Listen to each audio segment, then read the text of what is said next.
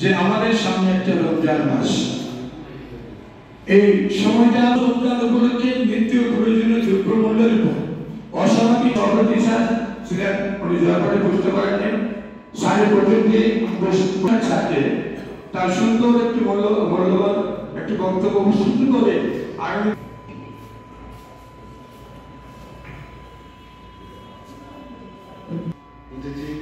এবং chamber of কমার্সের পরিচালক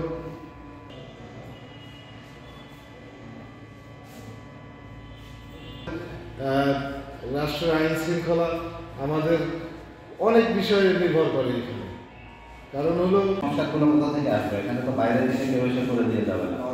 আমাদের হয়তো রেজিম চেঞ্জ হচ্ছে, আমাদের প্রশাসনিক সংস্কার হচ্ছে, কিন্তু সমাজের যে মানুষগুলো একসাথে নিয়মিত বাজার মনিটরিং করি সমন্বয়ের মাধ্যমে।